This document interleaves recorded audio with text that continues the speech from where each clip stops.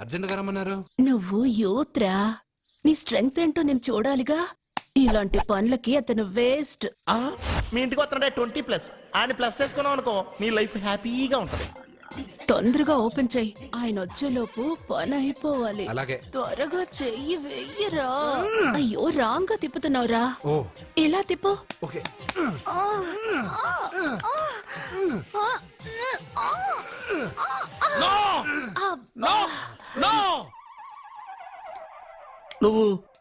నువ్వు తెరవమన్నది మూతనే.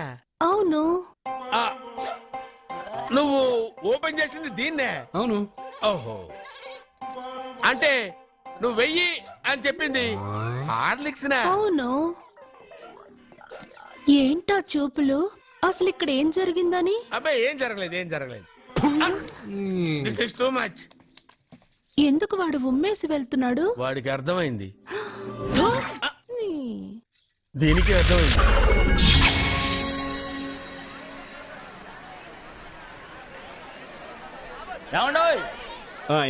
ఏంటి బుకింగ్ ఎప్పుడు తెరుస్తారండి? టికెట్లు ఇచ్చే ముందు. అదే టికెట్లు ఎప్పుడు ఇస్తారని. బుకింగ్ తెరిచాక. పని పట్టలేదు ఈ మేనేజర్ అవతారం ఎక్కడ తెచ్చాడు.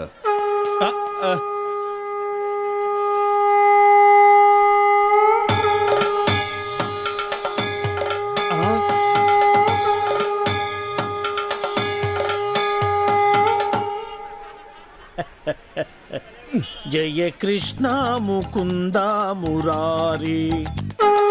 ఊదిన జాలి గాని జనం అంతా వింతగా మిమ్మల్ని చూస్తుంది అన్నాడండి. నెట్టబాకరా కిరీటం కింద పడింది.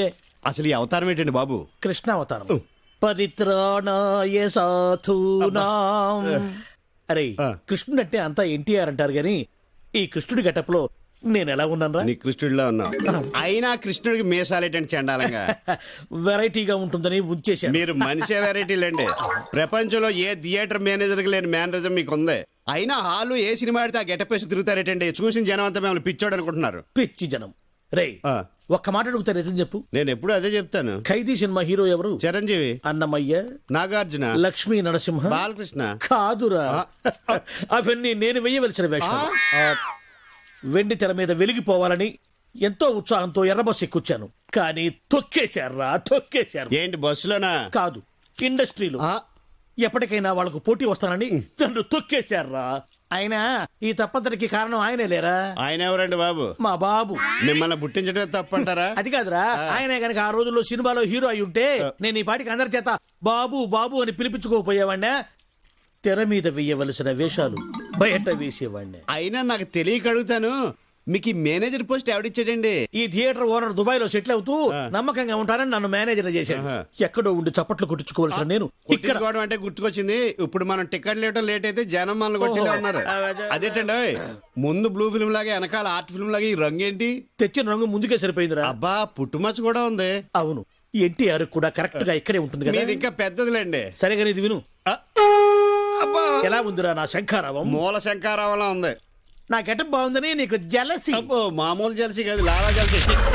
నేను డబ్బు కంటే పేరు కోసం ఎదురు చూసే మనిషిని. మీ అమ్మగారు నిద్ర జబ్బు తగ్గిస్తే నా కంట్రీ లెవెల్లో పేరు వస్తుంది. కాకపోతే నేను మీ ఇంట్లో ఉండి ఆవిడని అబ్జర్వ్ చేయాలి. నా స్టైల్లో ఇన్వెస్టిగేటివ్ ట్రీట్మెంట్ చేయాలి. ఇన్వెస్టిగేటివ్ ట్రీట్మెంటా? ఎస్. పేషెంట్ కి నేను డాక్టర్ అన్న విషయం అస్సలు తెలియకూడదు. తెలిస్తే వాళ్ళు ఫ్రీగా ఉండరు. అప్పుడు నేను నా ఇన్వెస్టిగేటివ్ ట్రీట్మెంట్ అస్సలు చేయలేను. ఓహో సరే, తెలియకుండా జాగ్రత్త పడదాం. బయలుదేరదామా?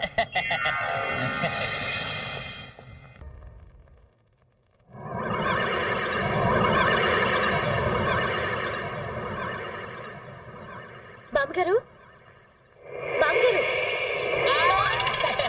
ఏంటి నర్స్ మరి ఎంత మూడు సరసం? ఈ నర్స్ ఎవరు? డాక్టర్ నర్సులతో పెట్టుకోకూడదు. ఏది కలో ఏది నిజమో తెలియదు. డాక్టర్ గారు, బామ్మగారిని ఎంత పిలిచినా వినిపించుకోకుండా వెళ్ళిపోతున్నారు. ఇలాంటప్పుడు ఏం వినిపించదో ఏంటో. ఇప్పుడు ఎలా? Very good. వెళ్ళిపోతుంటే వెరీ గుడ్ అంటారేంటండి? మరి ఆవిడ అలా వెళ్ళిపోతేనే కదా నా ఇన్వెస్టిగేటివ్ ట్రీట్మెంట్ మొదలు పెట్టగలను. సరే పదండి. నీకెందుకమ్మా శ్రమ? కాపలా కాసి కాసి అలిసిపోయావు. వెళ్ళి హాయిగా రెస్ట్ తీసుకో. నేను చూసుకుంటానుగా. వెళ్ళు, పడుకోమ్మా.